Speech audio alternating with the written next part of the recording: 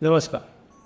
आज हमारे साथ में है बाबा काशी विश्वनाथ मंदिर ट्रस्ट के मुख्य कार्यपालक अधिकारी श्री विश्वभूषण जी, जो कि एक प्रख्यात लेखक भी हैं।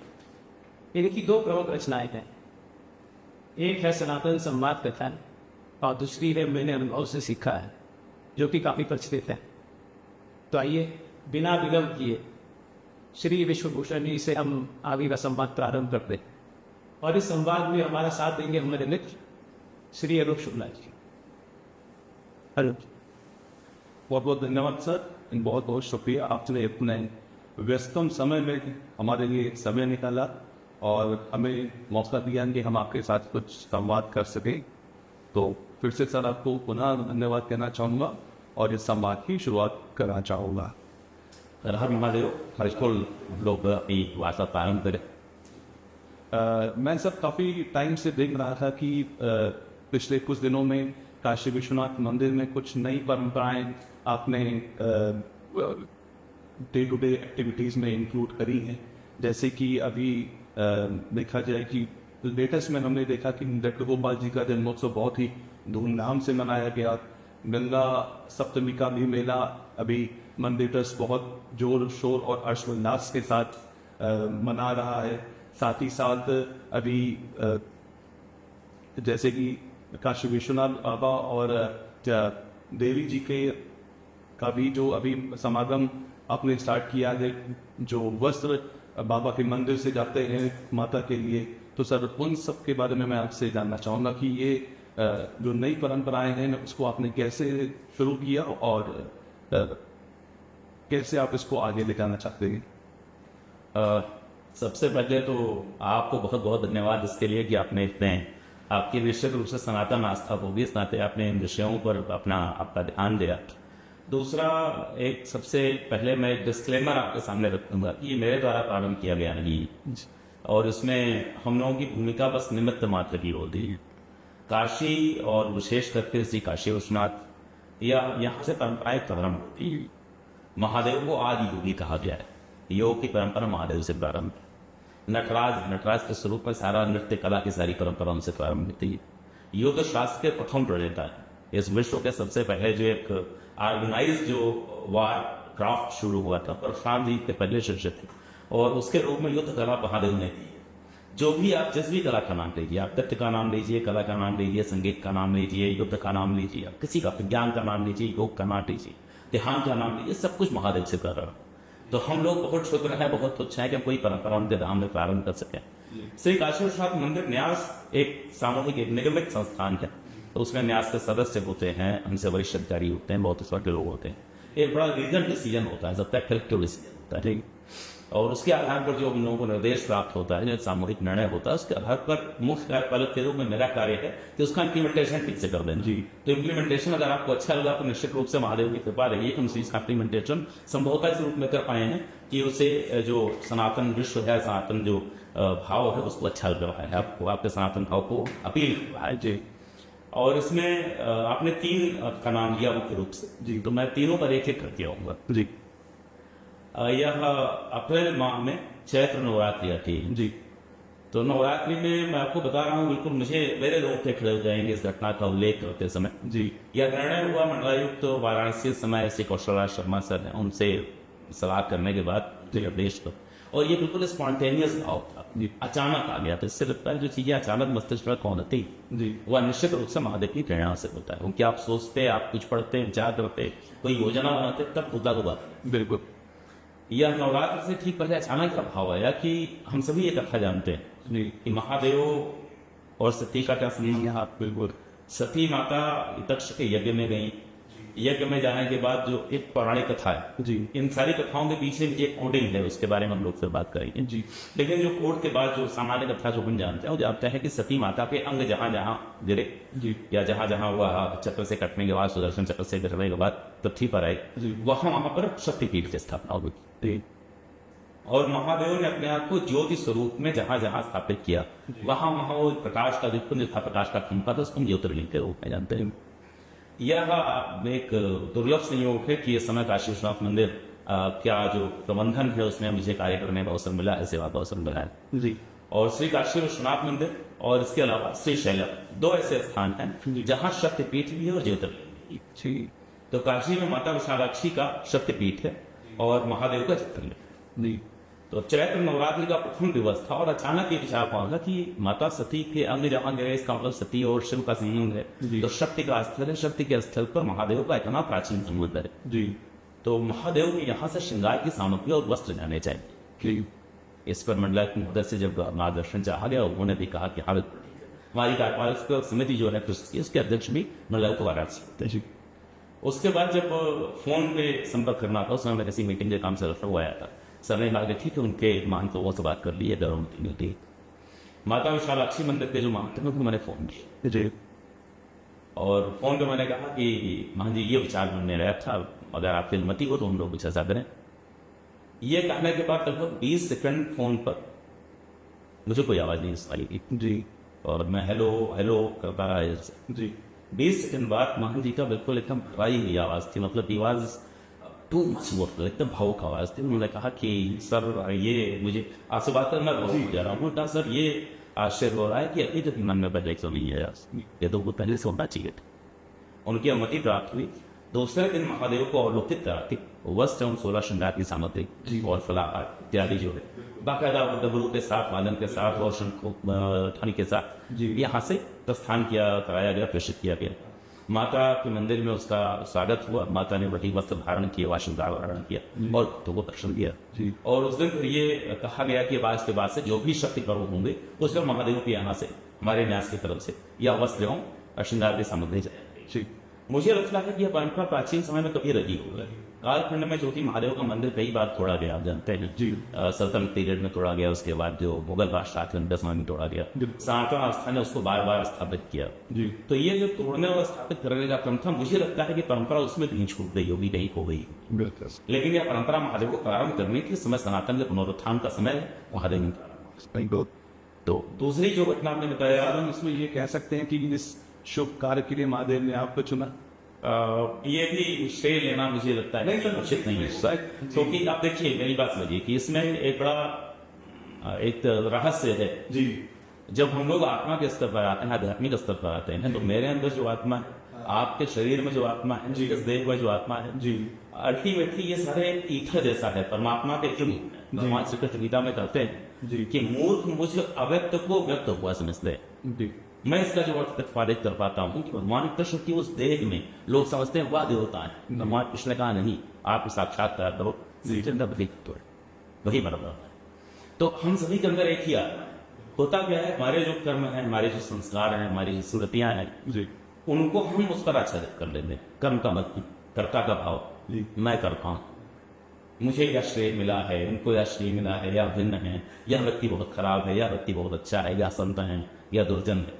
ये जो जीवात्मा है उन कर्म के बंधनों से बंधा, यानी आत्मा थोड़ा सा कलुषित हो जाती है, मैं ये भी रहती है शुद्ध चैतन्य रूप से, अगर वो जीवात्मा होती है। तो जीवात्मा के रूप में हम कह सकते हैं कि श्रेय मेरा है, लेकिन वह जीवात्मा तो है क्या, बिल्कुल स्वच्छ जल था, उसमें किसी ने पान खाकर पीठ ठूक दी। अब वहां वो लाल रंग सा हो गया है, उस लाल रंग को वो जल अगर गुमान करे कि मैं तो भिन्न हूँ श्रेय से और मैंने क्या कर दिया, तो गंदगी पर क्या गुमान करते हैं? क्या रीजन? कोई आप जिसको आप समझते हैं, हम समझते हैं कि हमने पुण्य कार्य किया है, वो भी कर्म ही तो है।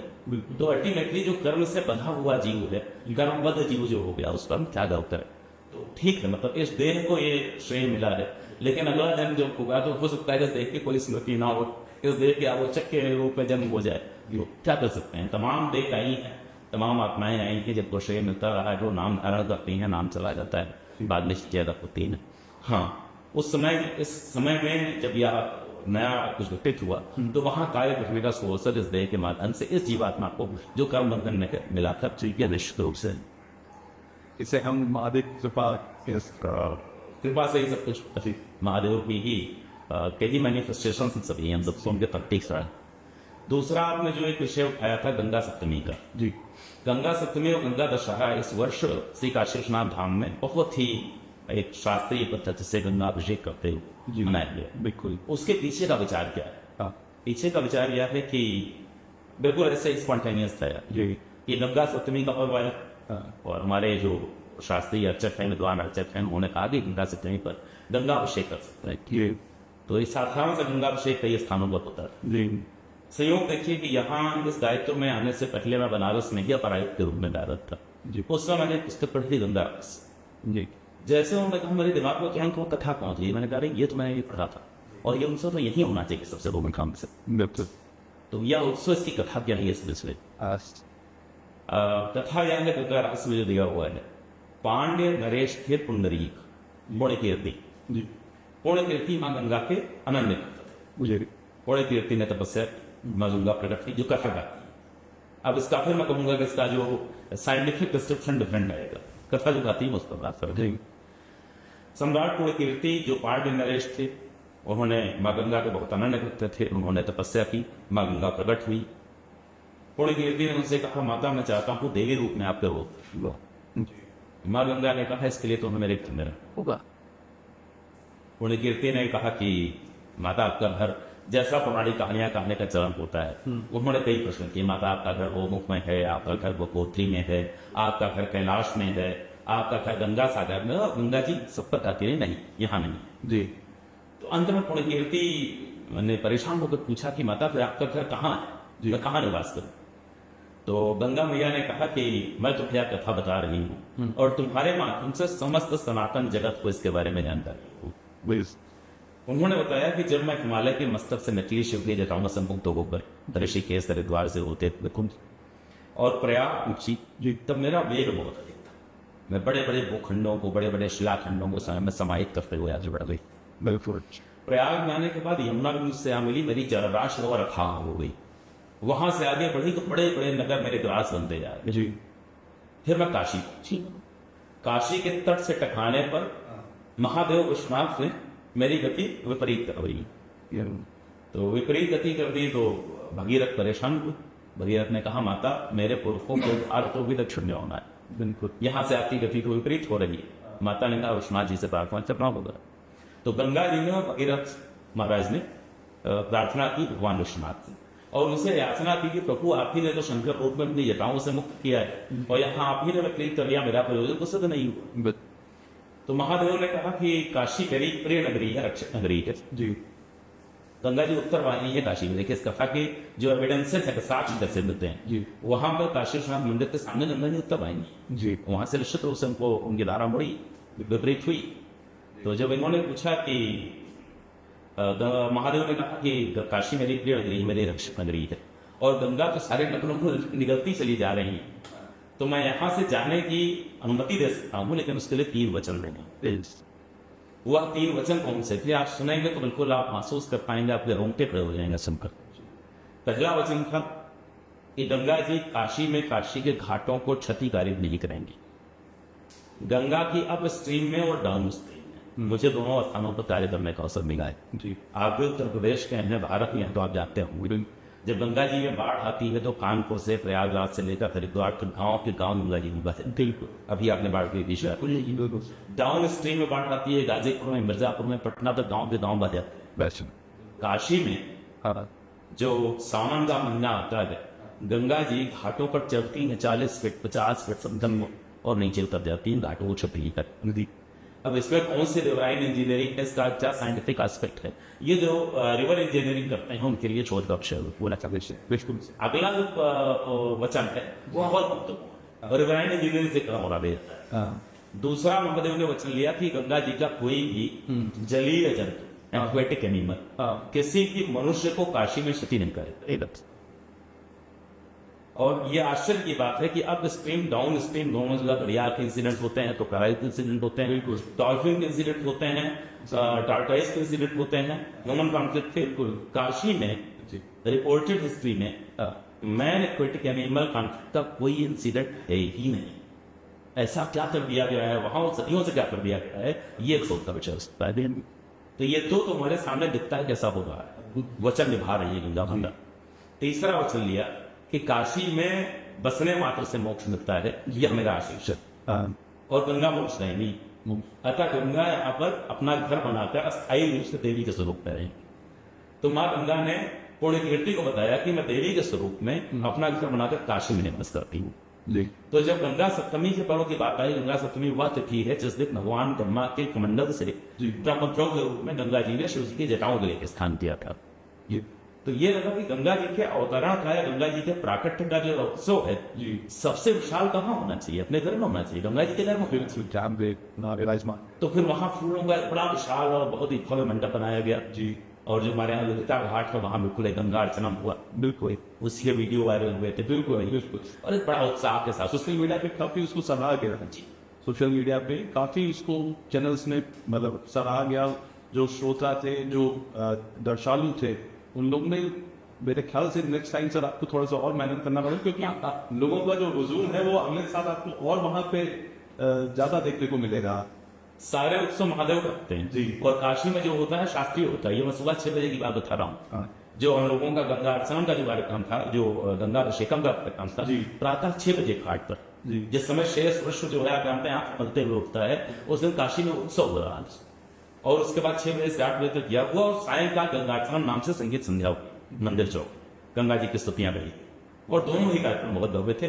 उस समय जो काशी वासियों का उत्साह पूर्वक प्रतिभाग था वह देखने को मिल रहा था। माँ गंगा के भक्तमा और भगवान शंकर जो वहाँ एक अटूट सम्मेलन था। यह बड़ा अद्भुत उत्सव हुआ। तो ये बिल्कुल एक जो कहते हैं उत्सव देखने का प्रारंभ होना और महादेव की प्रेरणा से ही प्रारंभ हुआ होगा। अन्यथा बहुत सी किताबें गंगा रहस्य उसी विषय को पढ़ा जिस समय यहाँ आना था। मेरे पास इस तरह का प्रस्ताव आचार्य लोग क्यों लाए, पहले क्यों नहीं ले गए थे? तो तमाम ऐसी चीजें वो सुनती। और इन सब में विशेष रूप से मैं कहूंगा जो हमारी कार्यपालक समिति है उसके अध्यक्ष मंडल महोदय हैं, जो हमारे न्यास के सदस्य गण इसमें विद्वान, ये भी काशी विश्वनाथ मंदिर न्यास के साथ अच्छा है कि वहाँ एक शर्त ये रखी गई है, कोई व्यक्ति डोनेशन देकर हमारे यहाँ सदस्य नहीं होता। जो सनातन धर्म के विशेष ज्ञानी विद्वान लोग होते हैं, संस्कृत के ज्ञानी होते हैं, वही वहाँ सदस्य होते हैं। तो इन सबका बड़ा सहयोग मिलता है, सबका मार्गदर्शन मिलता है, उसी के सरकारी को बताते हैं। तीसरा आपने पूछा था लड्डू गोपाल जी को इट वॉज सो स्पॉन्टेनियस जी कि लगता था महादेव हाथ पकड़ में रास्ता दिखा रहे कैसे होना चाहिए। बिल्कुल लड्डू गोपाल का उत्सव आप जानते हैं तमाम मंदिरों में होता है, जो अपने घरों में जन्म कराते हैं। बिल्कुल भगवान के धाम में भी हुआ।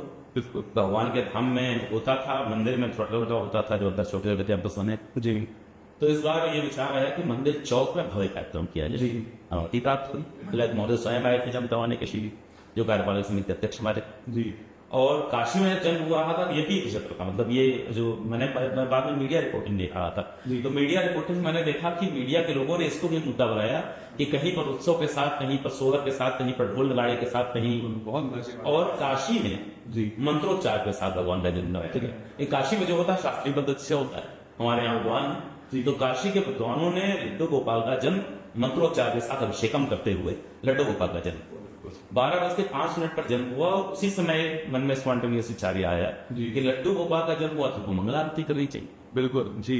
मैं तो लड्डू गोपाल मंगल आरती क्यों करेंगे, इसके पीछे उस समय तो कोई कथा मन में नहीं थी। मैं आपके सामने आज ये रहस्य उद्घाटन कर रहा हूँ जी कि उसी समय फिर यह प्रश्न उठाया गया कि ये लड्डू गोपाल मंगल आरती में जा रहे हैं, इसका क्या रिलेवेंस है। जी। तो उसके बाद निर्णय होने के बाद महादेव की का निर्णय था, तो ये उसके पीछे लॉजिक क्या है, तर्क क्या है, उसके बाद समझ में आया ये लक्ष्य। ब्रज में बड़ी प्रचलित कथा है। इस बार सारे अखबारों के लगभग फ्रंट पेज की न्यूज ये कथा बॉक्सिंग करके दी गई थी। हाँ। चैनल्स पर आया था। ये काशी विश्वनाथ मंदिर न्यास से निकला था। लोगों ने बताया था सब हाँ। कि क्यों हो रहा है, मंगल आरती भी क्यों आ रहे हैं भगवान। कथा यह है कि द्वापर युग में जब लड्डू गोपाल का वास्तव में जन्म हुआ और उनको वसुदेव जी ले गए और माँ यशोदा के पास रख रहे, जी। तो माँ यशोदा के पास दूसरे दिन से तमाम गुरु का दर्शन के लिए आने लगे जी। कि बाल रूप देखे भगवान विष्णु का जो जन्म हुआ है, वो बाल लीलाएं करते हुए मनुष्य के बालक के रूप में कितने प्रिय लगते हैं, लोग उनका मुखमंडल देखने आ रहे। जी। तो कथा है कि महादेव भी आए, महादेव कैलाश से आए और अपने रूप स्वरूप में जैसा कैलाश का स्वरूप होता है, बस मिट्टी हुई है, बाघंबर है, गंगा जी जटाओं से निकल रही है, नाव देखते हुए है, त्रिशूल हाथ में है, डम डम डमरू की आवाज आ रही, नंदी साथ में है। जी। पहुंचे भगवान, उन्होंने कहा भाई मुझे भी लल्ला के दर्शन करने हैं, दिखाओ जी। कितना सुंदर बालक है, इसकी बहुत चर्चा है। यशोदा जी ने देखा, उनको खेल गया, उन्होंने कहा आपका स्वरूप इतना ऐसा है और मुझे स्वयं भय लग रहा है, मेरा लल्ला तो डर जाएगा, बीमार हो जाएगा देखकर, जैसा माताएं आज भी आप देखते हैं मुझे उगाड़ा था तो महादेव ने कहा लेकिन हम तो देख कर जाएंगे मत। तो कथा यह कहती है कि यशोदा मैया ने कहा, जो ब्रज की कथा है वो कहती है कि यशोदा मैया ने कहा कि भगवान ऐसा है बाबा कि मैं एक थाल में जल देती हूँ उसमें लल्ला का मुखड़ा दिखाऊंगी, आप देख लेना, लल्ला आपको देखेगा तो डर जाएगा। महादेव ने कहा ठीक ऐसा ही थी। तो थाल में जब रखा गया उसमें लल्ला का मुखड़ा दिखाया गया। महादेव ने देखा, महादेव देखते, समस्या यह हुई कि महादेव के जो मस्तक पर चंद्रमा आते वो चमकते था अभी। लल्ला ने कहा बस यही खिलौना चाहिए। तो जो एक साहित्य से लेकर घर तक चंद्र खिलौना की युक्ति आती है वो यहाँ से जन्मती है। तो श्री काशी विश्वनाथ धाम में जब लड्डू गोपाल का जन्म हुआ तो ये बड़ा स्वाभाविक था कि काशी विश्वनाथ धाम में तो भगवान कल्याणकारी स्वरूप में विराजते हैं, विश्व के नाथ बनकर विराजते हैं। बिल्कुल। और मंगला आरती जो उनका विशेष रूप से उनका जो मंगल रूप होता है, अत्यंत सज्जित होता है, उनका सौंदर्य रूप लेकर जाता है, पूरा विश्व देखने आता है। हम लोग उसका आजकल लाइव स्ट्रीमिंग कर रहे हैं इस बार महाशिवरात्रि से, पूरा चारों तरफ लोग देखते हैं और ऑनलाइन दर्शन पूरे विश्व में होता है। जब उसका हम लोग स्टेटस लगाते हैं पूरे विश्व में लोग देख रहे हैं। तो मंगला आरती में भगवान जब मंगलकारी स्वरूप में होते हैं, तो जो द्वापर में उस समय घटना घटी थी, हमने कहा इस समय महादेव और लड्डू गोपाल एक दूसरे को मुक्त होकर देख सकें, थाली की आवश्यकता ना हो जी, और साथ विराजे और सभी महाभक्तों को दर्शन देंगे, यह बड़ा स्वाभाविक होना चाहिए। बहुत। यह भी मेरी धारणा है, मेरा विश्वास ऐसा करता है, सनातन आस्था ये कहती है जी कि निश्चित रूप से यह भी पहले रहा होगा। बिल्कुल। लेकिन कालांतर में जो मंदिर का ध्वंस हुआ, तमाम परंपराएं टूटी उन्होंने उसी पर, तो परंपराओं को हम लोगों ने प्रारंभ नहीं किया। हम कौन होते हैं महादेव के धाम में परंपरा प्रारंभ की हुई है, हमारी इतनी हैसियत नहीं। महादेव परंपराओं को पुनः प्रारंभ करना है जो बीच में कुछ समय के लिए खंडित हो गई। यह परंपराओं की पुनर्स्थापना का कार्य है। लड्डू गोपाल के राजे लोगों ने दर्शन किए, एकदम उत्साह में बोल रहा है। और आपको बताऊंगा तो आपको ये सुनकर भी आश्चर्य होगा कैसे कैसे महादेव ने हम लोगों का मार्गदर्शन किया। लड्डू गोपाल का उत्सव एक दिन का हुआ था जी। दूसरे दिन प्रातः काल आए थे, ध्यान आया कि भगवान का तो मंत्रोच्चार के साथ चूंकि यहाँ जन्म हुआ है, जी, तो भगवान से प्रार्थना करनी पड़ेगी कि यह लड्डू गोपाल की मूर्ति छोड़कर पुनः विश्व रूप हो, क्योंकि लड्डू गोपाल की पूजा साल भर होती है, उनका मंदिर है नहीं हमारे यहाँ। बिल्कुल। और अगले वर्ष फिर जन्माष्टमी पर हम लोग जब आवाहन करेंगे तो फिर राजा और फिर उत्सव आता है। तो जो मंदिर के अर्चक थे उन लोगों ने कहा कि प्रभु कल ही तो बुलाया है भगवान को, और आज ही कहते हैं आप जाओ, ये ठीक नहीं। जी। तो दूसरे दिन जाने के बजाय छठी करते, तो ये हुआ छठी को हुआ। फिर अब जब छठी करनी है तो राग भोग पूजा प्रतिदिन होनी थी। तो दूसरे दिन भगवान सत्यनारायण के मंदिर में भगवान का विश्राम होता था लड्डू गोपाल का। ये भी जब वहां से चले मंदिर चौक से तो सत्यनारायण मंदिर में अपने आप हो गए, हम लोग ही लेकर आ गए थे महाराज जी, मैंने और अपने आप हो गए सत्यनारायण मंदिर में विश्राम किया। जी। इसके बाद सत्यनारायण मंदिर में उनका जो आसन लगा हुआ था वहीं पर उनका दूसरे दिन विष्णु सहस्त्रनाम से पूजन किया गया। जी। तीसरा दिन पर पूजन होना था तो अचानक से ये दिमाग में पहुंचा कि आज तो बुधवार, बुधवार गणपति का प्रिय दिन होता है, गणेश का दिन होता है, हरा रंग उनको प्रिय। तो हमारे यहाँ मंदिर परिसर में निकुंभ बनाए थे प्रतिमाएं। जी। तो लड्डू गोपाल का निकुंभ बनाए के साथ पूरा एक शोभा यात्रा निकाल के वहां स्थापित किया गया, वहां विशिष्ट पूजन हुआ सहस्त्रनाम के साथ। उस दिन निकुंभ बनाए के साथ उन्होंने दर्शन दिए। जी। चौथा दिन बृहस्पतिवार था, तो उस दिन फिर बद्रीनारायण जी के साथ दर्शन दिए, जो विष्णु जी का दिन होता है। केले संगीत सज्जा की गई। पांचवा दिन शुक्रवार का माता का दिन होता है। जी। माता पार्वती स्थापित, बिल्कुल। माता पार्वती के यहाँ दर्शन दिए, लाल और सफेद रंग जो माता को प्रिय उनके साथ श्रृंगार किया गया। यह जब पूजन चल रहा था तो देखिए महादेव कैसे गाइडेंस देते होगा। पूजन चल रहा था तब यह मन में विचार आया, चलते समय, पहले से विचार नहीं थी जी, चलते समय विचार आया कि कल तो भगवान को जाना है, छुट्टी होगी और भगवान छोटे हैं जी, तो आज तो भगवान को सबसे मिलना चाहिए अपने देवता है धाम में। तो भगवान के शोभा वो शोभा यात्रा बड़े धूमधाम से लोगों ने साथ से भाग लिया। फिर भगवान लेकिन विनायक जी के पास गए, व्यासेश्वर जी के पास गए, नंदीश्वर जी के पास गए, कुबेरेश्वर जी के पास गए, होते हुए अन्नपूर्णा जी के तरफ कुछ मंदिर में जाने तक मन में विचार नहीं था। मंदिर के भीतर जब गए अन्नपूर्णा जी के पास तब तुरंत ध्यान आया अन्नपूर्णा जी के हमको अक्षर दिया जाता है, भगवान को अक्षर दिया जाए। वहां से निकले, फिर वो बद्रीनारायण जी के पास गए, वहां से फिर निकले गंगा यमुना सरस्वती की प्रतिमा है, उनका मंदिर है, वहां गए, फिर पहुंचे अपने जहाँ शयन जी वो संस्था है। तो आप किसी यात्रा में जा रहे हो, बीच में आपका घर भी पड़ रहा हो, क्या करेंगे? कुछ फ्रेश होंगे, बिल्कुल खाई पी कर वहां गए जब भीतर सत्यनारायण जी के पास जहां वो शाम करते हैं रात में, तो चुनावा बदली बड़ा साहस था, किसी ने मार्गदर्शन नहीं दिया। वहां जो पुजारी थे किसी और मंदिर में नहीं हुआ है, नहीं वहां भी हो सकता था नहीं जी। वहां पर उनकी जो माला थी मलिंग सी हो रही थी तेज शोभा यात्रा के बाद, पुजारी जी ने निकाली और दूसरी घटना दी। मैं भाव विभोर था देखकर कि वो क्या रहा है, जहां वो शाम करते हैं जहां करे वहां माला बदल गई। वहां से निकले भगवान, उसके बाद फिर सामने हमारे भौमेश्वर महादेव में, अवयुक्तेश्वर महादेव, तारकेश्वर महादेव, उन सबका उन्होंने झांकी दर्शन किया, जोखा दर्शन किया। योजना में नहीं था गर्मी में जाएंगे, दक्षिणी द्वार के पास पहुंचे, जो वहां पर उस समय दर्शनार्थी लगे हुए थे, दर्शन चल रहा था महादेव जी। आप ये बड़ा स्पॉन्टेनियस था, कैसे वो मुझे नहीं मालूम। वो लोग फिर मुड़े, उन्होंने भगवान को मांग लिया, शोभा यात्रा उनको दिया, उन्होंने अंदर पहुंचा दी। अंदर पहुंचे, संध्या काल में भगवान महादेव के ऊपर रुद्राक्षी माला उस समय प्राय नहीं होती, कोई रोक नहीं होती। प्रातः मंगला आरती में उनको पहना होगा रुद्राक्ष होता है, इसमें बताने का से रुद्राक्ष था। पुजारी जी ने उठाया रुद्राक्षी माला भगवान को पहना, तो मैंने कहा सही करने गए थे। कौन सा? भगवान फिर बाहर आए, उनको लेकर हम लोग गए। फिर हनुमान जी जो हमारे यहाँ हैं जी, दक्षिण तरफ उनसे मिलाते हुए, पश्चिम तरफ उनसे मिलाते हुए वापस गए।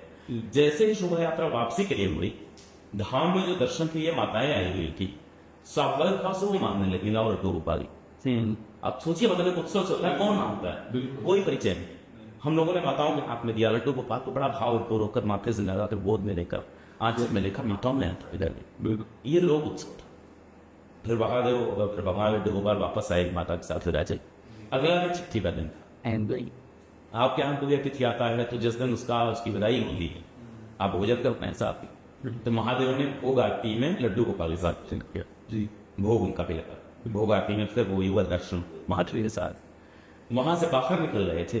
तो उस दिन हमारे जो अर्चक लोग थे, वही लोग यात्रा निकाल रहे थे। अपने लोग जाकर जो ट्रस्ट के अधिकारी थे, हम लोग पीछे हमने कहा मतलब ये कहीं से कोई ऐसी आशंका नहीं हमको कि अपना फोटो खिंचवाने के चक्कर में कई बार लोग करने लगते हैं। हालांकि ऐसे किसी ने कहा नहीं महादेव की कृपा रही, लेकिन स्वयं से होता कि पीछे रहा जाए। बिल्कुल वहां से बरामदे से थोड़ा सा आगे निकले, जब फोटो वोटो सब हो गया था, तो हमारे जो आचार्य जी थे उन्होंने कहा कि सीओ साहब आप भी भगवान का बारस उठा तो लीजिए, फोटो मत डालिएगा, मत भेजिएगा। हमने कहा है भी ठीक। तो हम लोगों ने उनका रस उठाया, उनका जो पालना उठाया, लेकर आगे बढ़े। और फिर देखिए ये स्पॉन्टेनियस पता नहीं, जैसे जब लोग बद्रीनारायण मंदिर के सामने पहुंचे, जहां वो चबूतरा समाप्त होता है जी, तो उससे पहुंचते मेरे साथ मेरे रसदेव साहब भी थे, वो भी बता सकते हैं। लोग उनके खड़े जाते हैं सोचकर। वहां जाते हैं, अचानक में आया कि महादेव के मंदिर से गर्मी से निकलने के बाद तो शिखर दर्शन मिलते हैं, लड्डू गोपाल शिखर दर्शन तो कर ली। तो मैंने सबसे घूमना असल जाना जो है घूमो पाएंगे, घूमे फ्रेंड का उठाकर शिखर दर्शन कराइए। शिखर दर्शन हुआ, फिर गए सत्यनारायण मंदिर, भगवान ने शयन किया। सायंकाल काशी में दर्शन के लिए आने वाली माताएं थी, उन लोगों ने किसको आमंत्रित नहीं किया था। बिल्कुल माताएं भगवान का सोहर लगे, सोहर लगे भगवान को जगह याद है। रात तक पूरा कार्यक्रम चलता रहा। शयन आरती के साथ भगवान से प्रार्थना की गई कि भगवान लड्डू गोपाल पुनः विष्णु स्वरूप होकर सत्यनारायण जी में ही विराजे, अगले वर्ष पुनः आमंत्रित करें जी। पूरा उत्सव। दूसरे दिन एक काशी के विद्वान व्यक्ति मेरे समक्ष आए थे। उन्होंने बताया कि साहब लोग कहा नहीं बता रहा है, लेकिन मैं बता रहा हूँ ये स्मृत नहीं बता नहीं। सत्यनारायण मंदिर में भगवान लड्डू गोपाल का पहले उत्सव होता था, बीच को बंद हो गया। अब आप मतलब मैं मेरे बिल्कुल रोंगटे खड़े हो गए उस समय। मैंने कहा बताइए, भगवान मंदिर चौक से उठे उनकी जब शोभा यात्रा निकली, तो स्वाभाविक रूप से अंदर घुसने के बाद पहला मंदिर दाहिने हाथ बद्रीनारायण का पड़ता है, पवित्र मंदिर, हम लोग वहां भी जा सकते थे। लेकिन स्वतः पीछे हुए हम लोग चले गए सत्यनारायण जी, पूरे मंदिर परिसर में यात्रा निकली और वापस गए सत्यनारायण मंदिर जी, वहां जाकर राजे भगवान। यह बुद्धि कहाँ से, यह विचार कहाँ से आया कि सत्यनारायण मंदिर में जाना तो यहाँ महादेव का विचार, महादेव भी कह रहा है। इसलिए यह परंपराएं पुनः स्थापित हो रहे। सनातन की प्राचीनता, सनातन की निरंतरता आप जानते हैं क्या? तो सनातन तो बार बार फिर से उठ खड़ा होने वाला एक विचार है, आध्यात्म और दर्शन, तो अपने आप को पुनः स्थापित करता रहता है। इसमें हमारा जो विश्वास है वही हुआ है। देखिए हम लोग भी सर सोशल मीडिया के माध्यम से मंदिर से जुड़े थे और ऐसा लग रहा था हम लोग कि हम लोग भी जो वहाँ पे कार्यक्रम हो रहे थे, जैसे आपने बोला जन्म से लेकर के छठी तक, हम लोगों को खुद महसूस कर रहे थे कि हम लोग भी उस यात्रा के पास हैं। काफी महादेव की अतिथि जी, आप जब आप जहाँ भी हो वहाँ से अगर कनेक्ट कर सकते। बिल्कुल बिल्कुल। तो जैसे अभी आपसे कितना सुंदर अभी वर्णन किया, तो अभी हम लोग के आंखों के सामने सब सिंह लगा कि फिर से आपने भगवान लड्डू गोपाल की शोभा यात्रा हम लोग के आंखों के सामने महादेव से गोपाल आजकल आती बहुत प्रचलित है सनातन संवाद कथा है। अभी हम डे टू डे बेसिस पे भी देख रहे हैं कि लोग सनातन के प्रति इस समय ज्यादा जागरूक है, या फिर सोशल मीडिया के माध्यम से उनको कुछ ज्यादा सुनने को मिल रहा है। तो सर एक मूल प्रश्न आजकल ये चल रहा है कि सनातन क्या है? जो मूल प्रश्न है इसका उत्तर उस पुस्तक में ही मैंने जी। बहुत विस्तार से लिखा हुआ है। मैं संक्षिप्त में आपसे बता पाऊंगा या संक्षिप्त में कहना ठीक होगा इस टीम पर। यह प्रश्न बड़ा डायरेक्ट प्रश्न, कई बार मुझे लगता है कुछ खोज रहे हैं, ऐसा होता नहीं। जितना संवाद है, जितनी परिचर्चा है वह हो, लेकिन जिससे ज्ञान चाहिए होगा वो पढ़ेगा। अन्यथा बिना जाने हर विषय के बारे में बोलना तो हम भारतीयों की आदत। यहाँ बताइए जुकाम हुआ है तो आपको 4 दवा देने वाले मिल जाएंगे जिन्हें कोई डॉक्टर नहीं होगा, सही ग्रह दशा बताने वाले भी 4 बन जाएंगे। आप बताइए किसी मुकदमे के बारे में तो 4 लोग राय देने वाले मिल जाएंगे जिनमें से कोई वकील नहीं होगा। तो ये हमारे देश की एक आदत है, हम लोग खूब बात करते हैं। तो यह प्रश्न सीधा सीधा सनातन धर्म क्या है, एक बड़ा प्रसिद्ध संवाद है जी। जिसे तोड़ मरोड़ कर मीडिया से लेकर सोशल मीडिया तक बड़ा है।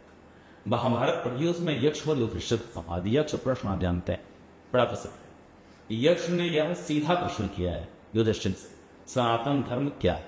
तब उसका उत्तर युधिष्ठिर देते, नित्य शाश्वत धर्म ही सनातन धर्म।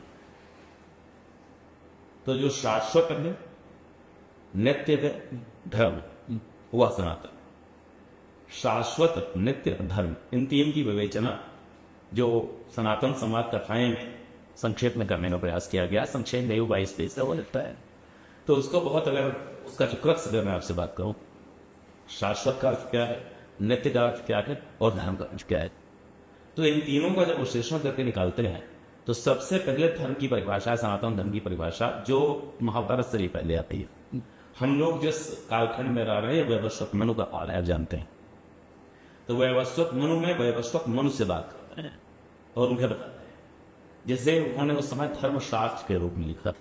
वही धर्मशास्त्र कालांतर में परिवर्तित होते होते उसको फिर एक दूसरे मुनि ने लिखा, 103 से लिखा है। उसके बाद आता है वो जिसको हम जानते हैं मनुस्मृति के रूप में, मनु ने लिखा। बहुत बड़ी धारणा है कि मनु का वो पिछला जगह मनु ने लिखा। मनु ने जो लिखा था धर्मशास्त्र, धर्मशास्त्र को बाद में सूत्र रूप में लिखा गया, सूत्र के बाद उसके स्मृति के रूप में लिखा गया। दूसरे ऋषियों ने काम किया है इस पर, जो स्मृति के रूप में मनुस्मृति। धर्मशास्त्र में बात आती है कि धर्म क्या है, तो कहा गया आचार की रक्षा करो, आचार ही तुम्हारा सर्वश्रेष्ठ धर्म है। यही आचार क्या है? आचार का तात्पर्य वहां सदाचार हुआ। सदाचार की परिभाषा क्या है? वह फिर एक चीजें हैं, उसका जो टेक्निकल डेफिनेशन होगी। सामान्य परिभाषा हम जानते हैं सदाचार। सदाचार क्या है आप जानते हैं? तो सदाचार ही आपका सनातन धर्म है और वह नित्य है, शाश्वत है, वो सदाचार नहीं पूछ सकता। मैं आपके साथ क्या व्यवहार करूंगा, इसकी परिभाषा सामान्य मन की दृष्टि से, जिसको आप मानवता कहते हैं, नहीं बदल सकती। जब आप किसी विचार से आंदोलित होते हैं, आप किसी देश के प्रति, आप किसी विचारधारा के प्रति, किसी सांस्कृतिक, किसी आर्थिक, किसी धार्मिक, किसी अन्य विचार से ग्रस्त होते हैं, तो आपका दूसरे के प्रति व्यवहार बदल जाता है। अन्यथा मनुष्य का मनुष्य के प्रति व्यवहार होना चाहिए, उसकी जो आदर्श स्थिति और सदाचार है, और वही आपका सनातन। अब परिस्थिति जन्य धर्म क्या होता है, यह अभी हमको महाभारत से ही ज्ञात होता है। महाभारत में कई बार जब हम लोग विचार करते हैं तो पाते हैं कि भगवान कृष्ण का आचरण सही, और भगवान कृष्ण का आचरण क्या था कि जिस समय कर्ण का पहिया रथ का फंसा हुआ है कीचड़ में, और अर्जुन एक बार जब मंगाते हैं कि भगवान का सदाचार होगा क्या, भगवान ने कहा जिस व्यक्ति को अभिमन्यु को मारते हुए दया नहीं है, उसके कटे हुए सर पर जिसने पैर रखा, घेर कर महारथियों के साथ हमारा युद्ध के नियमों का उल्लंघन करके उसका वध करने में नहीं काम करता, उसके साथ सदाचार यही। तात्पर्य हुआ कि सदाचार उसके साथ उतनी डिग्री का रखना है, उतना रखना है जितना सामने वाला पालन कर पाए। यही हम कई बार छूट जाते हैं। हमें जो सदाचार की परिभाषा बताने वाले लोग हैं वो उसको एब्सोल्यूट में ले आते हैं। मानव का मानव के साथ क्या होना चाहिए, ठीक है, मानव का कैसे मानव के साथ कब क्या होना चाहिए, यह सदाचार होगा। सदाचार भी सापेक्ष होता है, परिस्थिति जन्य होता है, परिस्थितियों के अनुकूल होता है, लेकिन वह विचारधारा से प्रभावित नहीं होता, प्रतिकार से होता है। सामने वाले व्यक्ति का जो आचरण है उसके अनुसार में भी सापेक्ष रूप से अपना सदाचार बनाए रखना है, लेकिन हमें सदाचार ही होना है। पहले हम उल्लंघन नहीं करें, यदि सामने वाले ने मर्यादा को उल्लंघन किया तो उतनी ही डिग्री का मर्यादा का उल्लंघन करेंगे। यही आपका जो मॉडर्न जूरिस्प्रूडेंस है, मैं विधि का भी विद्यार्थी रहा हूँ, मैंने लॉ पढ़ा है, वहां भी जो रेसिप्रोकल फोर्स है, कहा गया कि जो सेल्फ डिफेंस का आपको दायित्व दिया गया, उस सेल्फ डिफेंस में कहा गया सामने वाले ने छड़ी से मारा, गोली नहीं मारो, लेकिन छड़ी का प्रतिवाद करने छड़ी से आप मार सकते, वो सेल्फ डिफेंस से प्रोटेक्टेड अक्षर होगा, यही बात है। तो बहुत सामान्य शब्दों में कहा जाए तो सदाचार आपका सापेक्ष आचरण है, जिसमें आप आदर्श और सत्य के निकट दिखते हो, और वही आपके सनातन धर्म का आचरण। धर्म के रूप में सनातन की परिभाषा सबसे संक्षिप्त और सबसे सरल। बहुत ही मेरे ख्याल से जो हमारे व्यूअर्स हैं उनको बहुत ही सिंपल शब्दों में सनातन के बारे में जानने का इससे अच्छा मौका होगा। अब महादेव की कृपा से अगर मेरे शब्दों से किसी को सनातन के बारे में ज्ञान होता है, जो इस मुख से इस शरीर से निकल पाए हैं, तो निश्चित रूप से इसके लिए भी महादेव की कृपा ही है कि लोग आगे मत पा रहे हैं। सर, ये जो अन्य धर्म है, क्या ये सनातन धर्म से प्रेरित है? देखिए, यहाँ पर फिर एक बहुत डिबेटेबल चीजें बोलना मेरे लिए ठीक नहीं होगा, लेकिन जो सनातन धर्म का सिद्धांत है, वहां जो धर्म की परिभाषा मैंने कहा शाश्वत नित्य धर्म ही सनातन धर्म है। वहां जो धर्म की परिभाषा है उसके अनुसार धर्म तो एक ही है। जो धर्म है उसका नित्य होना आवश्यक है, उसका सनातन उसका शाश्वत होना आवश्यक है, और जो शाश्वत और नित्य दोनों होगा और धर्म भी होगा वह सनातन धर्म ही होगा। इस नाते जो सदाचार का पालन करेगा, इन नियमों का पालन करेगा, वह सनातन धर्म ही होगा। आप उसको जिस भी नाम से जानते हैं, और यदि सिद्धांतों का पालन नहीं हो रहा है तो सनातन धर्म नहीं है, आप जिस भी नाम से जानते हैं। समस्या हमारे समय की यह है कि यहाँ जिन उन कृत्रिम सिद्धांतों को लेकर आप आते हैं, आप जानते हैं जो बालक का जन्म होता है, आप उसे कोई संस्कार न देंगे, उसको मनुष्य के रूप में जन्म लेने दीजिए, बड़ा होने दीजिए, अपने आसपास का वातावरण देखने दीजिए, वह स्वाभाविक रूप से उसके साथ जैसा जो व्यवहार करेगा उसके प्रति उसका वैसा व्यवहार होगा। मनुष्य के साथ सबसे बड़ी समस्या होती है उसका मस्तिष्क। ये उसका सबसे बड़ा असर भी है, सबसे बड़ा शत्रु है, सबसे बड़ा मित्र है, सबसे बड़ा शत्रु है, सबसे खतरनाक चीज। आप जानते हैं ह्यूमन ब्रेन को प्रोसेस करके विचारधारा के आधार पर लोगों ने ऐसा मोल्ड किया है कि विश्व में जो सबसे बड़े हत्याकांड हुए विचारधाराओं से हुए, और उन्होंने विचारधाराओं के जो प्रतिपादक रहे, चाहे धार्मिक विचार रहे हों, चाहे राजनीतिक विचार रहे हों, चाहे आर्थिक आइडियोलॉजी के विचार रहे हों, उनके प्रतिपादकों ने अपने आप को सर्वश्रेष्ठ बताया है, लेकिन उन विचारों में सबसे ज्यादा हत्याएं हुई हैं, सबसे ज्यादा क्रूरताएं हुई हैं, नृशंसताएं हुई है, सबसे ज्यादा विभत्त अत्याचार हुआ। एक बालक का जन्म होने के बाद यदि आप उसको किसी संस्कार विशेष से प्रेरित नहीं करते तो स्वाभाविक रूप से उसका जो कर्तव्य होता है, जिसका कार्य होता है, वो समाप्त होता है। परंतु आजकल इतने को विचार फैले हुए हैं, इतनी तरह के प्रलोभन फैले हैं, इतनी तरह से इसके ऊपर विचार थोपने का प्रयास किया जाता है कि हमको आपको यहाँ बैठकर सनातन धर्म और सनातन धर्म का पालन कैसे किया जाए, इस पर भी मैं आपको बात करनी पड़ रही है, अन्यथा इसकी आवश्यकता नहीं। सतयुग था, सतयुग में कथा जानते हैं कि महाराजा हरिश्चंद्र थे। महाराजा हरिश्चंद्र की कथा को मालूम पहुंचते हैं, उनकी पत्नी आती, उन्हें अपना धर्म मालूम, सदाचार मालूम। काशी की घटना है, हरिश्चंद्र घाट राजन कहते हैं उसको, जहां पर श्मशान, जहां राजा डोम के सेवक के रूप में राजा हरिश्चंद्र कार्य कर रहे थे। राजा ने निर्देश देने के वहां पर उपस्थित रही थी। सेवक के रूप में राजा हरिश्चंद्र क्या करते हैं, स्वामी का आदेश है, कर लेकर ही अंतिम संस्कार करना है, तो अपने पुत्र पर तो दया बिल्कुल नहीं कर सकते कर्तव्य के लिए, क्योंकि वहां पर उनकी ड्यूटी जो थी, जो कार्य था, वह सेवक के धर्म का निर्वाह करना।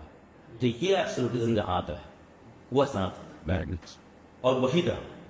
इसके अतिरिक्त दूसरे घर कहीं भी डिफेक्ट करना मतलब नहीं है, क्योंकि उनका जो उसमें ड्यूटी रहा होगा, जो उनका स्कोप ऑफर था, उसमें होता था कि वो आदि अवस्था थी, सतयुग था, दो चीजें चली आ रही थी। तो किसी को भी स्कोप और ड्यूटी दूसरी चीजों को कल्पना करके कि ऐसी भी स्थिति आ सकती है, कोई महिला इस तरह से रहेगी, ये किसी के ध्यान में नहीं था, मस्तिष्क में नहीं था। ऐसी घटना राजा हरिश्चंद्र की अपने पुत्र के पहले किसी और के साथ हुई, ऐसा दृष्टांत नहीं है, क्योंकि उनकी परीक्षा चल रही थी, हरिश्चंद्र की सत्यता की परीक्षा चल रही थी, तो उन्हीं की पत्नी को उस दिशा में पहुंचाकर वहां उनकी परीक्षा नहीं की, यह सत्य। तो वहां जो ये कथा है, इसके माध्यम जो संदेश दिया गया है, वह सनातन धर्म। तो धर्म जो केवल शेष विचार उस, लेकिन जो भी अपने आप को, जो भी विचार हो रहा है, जो भी धार्मिक विचार, जिसका यह दावा इस बात पर हो कि हम शाश्वत हैं, नित्य हैं, और सबसे बड़ी बात हम धर्म हैं, वह तो सनातन है। आप उसको किसी भी नाम से बुलाइए। सर, आजकल सोशल मीडिया के माध्यम से और आम जनमानस के भी मन में एक विचार ये है, काफ़ी सारी पुस्तकें भी हैं काशी के ऊपर। मैं सर आपसे जानना चाहता हूँ काशी का रहस्य क्या है? ये बहुत बड़ा विषय है, बट अगर आप संक्षिप्त में हमारे व्यूअर्स को बता पाए कि एक्चुअल जो रहस्य है काशी का वो क्या है? जैसा कि काशी के बारे में आप ही ने कहा कि काशी पर पुस्तकें बहुत लिखी गई, प्राचीन काल से काशी विद्वानों का केंद्र रहा है। सनातन धर्म में वैसे तो स्थान और काल का विभाजन बहुत इस रूप में नहीं है कि वो महाकाल से भी सब महाकाल के अवयव मात्र है, परंतु फिर भी अपनी सुविधा के लिए मनुष्य ने जो बनाए हैं स्थान, उन स्थानों में, उन आस्था के केंद्रों में 3 नगरों की बड़ी महत्ता है। सप्तपुरियां हमारे यहाँ है जो मोक्षदायिनी है। 3 नगरों की बड़ी महत्ता है। काशी को कहा गया ज्ञान का केंद्र है, मथुरा को कहा गया भक्ति का केंद्र है, और अयोध्या को कहा गया वैराग्य का केंद्र है। संयोग से तीनों उत्तर प्रदेश में हम लोगों के बहुत तेजी रीच में है। मेरा सौभाग्य रहा कि मेरा अयोध्या में जन्म हुआ। मथुरा मेरी कर्मभूमि रही जो पहले धार्मिक बदल के रूप में, और काशी वही मेरी गाँव है। तो काशी चूंकि विद्वानों का केंद्र है, ज्ञानियों का केंद्र है, ज्ञानी जो होते हैं वो लिख कर बोल कर अपनी बातों को भी व्यक्त करते हैं। तो काशी के बारे में खूब लिखा, इतना रहस्य हो गया काशी के बारे में कि काशी रहस्य नाम की भी पुस्तक है। काशी काशीनाथ ने बिल्कुल एक आम आदमी की भाषा है। काशी रहस्य वो बड़ी संस्कृत भाषा में लिखी गई है। काशी वैखो एक पुस्तक है, बहुत सारी पुस्तकें हैं। काशी के ऊपर बहुत कुछ लिखा गया है, बिल्कुल सत्य। इसने काशी को रहस्य में बना दिया। भक्ति के सारे संप्रदाय काशी से निकलते हैं। अघोरपंथ की सबसे बड़ी पीठ काशी में है, शक्तिपीठ काशी में है, ज्योतिर्लिंग काशी में है। जो बौद्ध, जैन, जो हमारे सिख, ये जितने संप्रदाय हैं, इन सभी का एक स्थान। धार्मिक जो हमारे विचार है, आप जानते हैं विश्व को पूरा बड़े बड़े तौर पर, मोटे तौर पर आप धार्मिक और अप्रायमिक 2 तरह के धार्मिक विचारों में बांट सकते हैं। धर्म आधारित रिलीजियस थॉट, उस फिलोसफिकल ट्रेडिशन में जो भारतीय धर्म है, जिनको हम धर्म कहते हैं, धार्मिक ट्रेडिशन, धार्मिक परंपरा, उनके जो विचार में लगभग सबका केंद्र भाषण मिलता है। काशी में प्रत्येक विद्वान ने जाकर मान्यता पाई। तुलसीदास जी को मान्यता कहाँ मिलती है? काशी में। आदि शंकराचार्य को मान्यता कहाँ मिलती है? काशी में। महात्मा बुद्ध अपना प्रवचन कहाँ से प्रारंभ करते हैं? काशी के सारनाथ से। तो प्रत्येक व्यक्ति को, कबीर कहाँ है? काशी में। जितने गुरु रामदास इनसे 12 ज्ञान की धाराएं निकलती है, भक्त के सारे संप्रदाय निकलते हैं, कहाँ है? काशी में। आप किसी विद्वान का नाम लीजिए जिसने साइजेबल पॉपुलेशन को प्रभावित किया हो, सब काशी में। इसके पीछे कारण क्या है कि भक्ति काशी है। काशी में ज्ञान का रूपीठ होता है। काशी का एक अर्थ भी होता है ज्ञान का प्रकाश। कांची, काशी और कश्मीर, ये भी सनातन की परंपरा है। दक्षिण में कांची है, यहाँ काशी, और फिर काश्मीर में जाकर जो शंकराचार्य का जो धर्म दिग्विजय हुई थी, वहां पर जाकर स्थापित हुई। तो काशी के रहस्य की अगर बात करूं तो बहुत कुछ है। मैं जितना समझ पाया हूं अपने सीमित बुद्धि से, उस पर एक बड़ा छोटा सा प्रसंग आप होता हूं। स्कंद पुराण में काशी खंड है। सनातन धर्म में बहुत सारी बातें बहुत इशारों में कही जाती हैं। उसमें एक प्रसंग में स्कंद मुनि और कार्तिकेय स्वामी का, स्कंद स्वामी का और अगस्त मुनि का वार्तालाप है, दिख रहा हो। वहां जाबाली मुनि को कोट करते हुए, उनको उद्धृत करते हुए एक वाक्य कहा गया कि वाराणसी नगर में 80 नदी की गिरा नाड़ी है, वरुणा नदी की पिंगला नाड़ी है, और काशी सुषुम्ना है। अब ये इड़ा, पिंगला, सुषुम्ना क्या है? इसके लिए आपको योग दर्शन में जाना होगा। योग दर्शन में इड़ा की साधना होती है, पिंगला की साधना होती है, सुषुम्ना में स्थित होता है, जहां जाकर आप परम योग की अवस्था में आते हैं। और महादेव क्या है? आदि योगी। योग का पूरी परंपरा उनके अवस्था से प्रारंभ करी है। महादेव स्वयं में विराजमान है। पूरा नगर एक सिंबल है। इड़ा नाड़ी है, पिंगला नाड़ी, सुषुम्ना है। सुषुम्ना काशी। फिर कहीं और लिखा जाता है काशी में बसने से मोक्ष मिलता है। तो यह सिंबल मुझे ऐसा लगता है कि ये इशारा कर रहा है कि जिसकी इड़ा और पिंगला सिद्ध होती है, सुषुम्ना के भाव में, मध्य भाव में स्थित हो जाता है, समभाव में स्थित हो जाता है, वह काशी में वास हुआ है, सिग्निफिकेंस उसका है। मुझे लगता है कबीरदास ने यही पकड़ लिया। वो इड़ा पिंगला नहीं बोलते थे, वो मौजिज भाव के थे, इंगला पिंगला लिखते हैं। वर्ष में इड़ा पिंगला इंगला लिखा है, इंगला पिंगला सुषुम्ना। तो सुषुम्ना सिद्ध हो गया। तो कबीरदास जी जो कि भक्त थे, सनातन परंपरा के थे, उन्होंने बेचत देश ले मगहर चले गए। तो उनकी काया ही काशी हो गई थी। दूसरा, काशी के बसने में यह भी एक दृष्टिकोण हो सकता है। मैं ये नहीं कह रहा हूँ कि एब्सोल्यूट सत्य है। हो सकता है मेरा अनुसंधान और बाकी वो शेष उदाहरण है कि काशी का बहुत कुछ लिखा हुआ गया है। मैं किसी को डिस्क्रेडिट नहीं करना चाहता, सबका मेरे परम सम्मान है, वो सभी परम सम्माननीय है। उनकी पुस्तकों से नए ज्ञान का आलोक प्राप्त होता है। लेकिन उसके आगे एक और चीज जो मैं समझ पाया कि ये जो इड़ा, पिंगला और सुषुम्ना के प्रतीक है, काशी में सर्वत्र। महादेव का त्रिशूल, इड़ा, पिंगला, सुषुम्ना 3 धाराएं। महादेव को चढ़ने वाला बेलपत्र, इड़ा, पिंगला, सुषुम्ना 20 आगे तक तो बड़ी होती है। श्री काशी विश्वनाथ मंदिर का वर्तमान स्वरूप, 2 शिखर बीच में, 2 में स्ट्रक्चर, ये लगता है सर्वत्र ठीक है। डबल 2 तरफ निकला हुआ गुंबद, बीच में नंदी, दोनों सिंह और बीच में मस्तक। तो ये जितने सिंबल है महादेव के, जितने सिंबल है वो सारे 3-3 वाले आते हैं, और उनमें 2 किनारे वाले होते हैं, बीच में एक अंतर होता है। राम पिंगला सुषमा। तो काशी जो मुझे समझ में आई, वो मुझे लगता है कि और पिंगला दोनों को सिद्ध करने के बाद जब काशी में स्थित होते हैं, सुषुम्ना में आते हैं, और योग की साधना से जब आप वहां पहुंच जाते हैं तो निश्चित रूप से मोक्ष तो मिलना है, मोक्ष आपके लिए सम्मुख होता है। यही काशी का रहस्य है, और इस राशि के रहस्य को समझने वाला ही मोक्ष को आता है। यही सनातन की मूल्य है। इसलिए सनातन का जो न्यूक्लियस, जो केंद्र बिंदु है, वो काशी। बहुत सुंदर सर। आजकल वर्णाश्रम पे बहुत चर्चा चलती है, जिसमें लोग काफी उत्सुक होते हैं कि आखिर क्या है वर्णाश्रम, और सनातन धर्म को लेकर के इसका क्या दृष्टिकोण है, सामाजिक दृष्टिकोण वर्णाश्रम का क्या है। तो ये मैं सर, मैं आपसे जानना चाहूंगा कि अगर इसके बारे में आप मुझे थोड़ा बता। एक बहुत बड़ी जो समस्या हुई है सनातन धर्म को और हमारे विचार को समझने में, वो संस्कृत के शब्दों का जो अर्थ लिया गया या जो अर्थ किया गया, वो ट्रांसलेशन करने वाले लोग थे जिनको, जो यहाँ की सभ्यता देने। उदाहरण के लिए हम लोग चूंकि अंग्रेजी सभ्यता को काफी जान चुके हैं, तब ट्रांसलेशन कर रहे हैं। अंग्रेजी बोलने वाला एक व्यक्ति अगर यहाँ पर अभी चाय के लोअर हो जाए, ये कब कह रहे हैं हाथ से छूटे होते, तो अंग्रेज सभ्यता से पला हुआ व्यक्ति बोलेगा वो शिट। एक व्यक्ति जिसने अंग्रेजी सभ्यता को नहीं जाना है, अगर वो ट्रांसलेशन करेगा तो क्या, जो करेगा पल के रूप में, वो उसका वास्तव में है नहीं। उसका हिंदी ट्रांसलेशन बहुत हो सकता है, कहते हैं कि यार क्या हो गया, ये हो सकता है। ऐसे ही जिन लोगों को नहीं मालूम था, संस्कृत का वो शब्दार्थ करने लगे बिना वर्ण हो सकते, उन्होंने वर्णाश्रम के दौड़ कर लिया। एक तो वर्ण का अर्थ उन्होंने लिया रंग से, और उन्होंने कहा रंग के आधार पर वर्णाश्रम। वहां से सिद्धांत लिया है कि जो कुछ चुयाना था वह अब फिर देखिए व्यक्ति कैसे करता है ट्रांसलेशन या शब्दार्थ। अंग्रेज आए 18वीं शताब्दी में, 120 शताब्दी हो गए। उसके बाद जब उन्होंने ट्रांसलेशन प्रारंभ किए आखिर, तो उनके अंदर जो माइंडसेट था बिल्कुल था। बाइबल जो ओरिजिनल एग्जिस्ट किया करती थी और आज भी इसकी कॉपीज मिल जाती, वहां पर fair colour was a symptom of trade off higher creed, higher race. वहां के आगे जो कुछ नस्ल है वो सफेद रंग की होती, और इसी विचार से उन्होंने पूरा जो उनका दास प्रथा थी, आप जानते हैं, आपको भी फोटो मिल जाएंगे थोड़ा सर्च करने पर, कि हबशियों को, बुरे रंग वालों को, भारतीयों को चिड़ियाघर तक में रखा था, मनुष्य मानने को तैयार नहीं थे। ये बिब्लिकल थॉट था, बाइबल की सोच।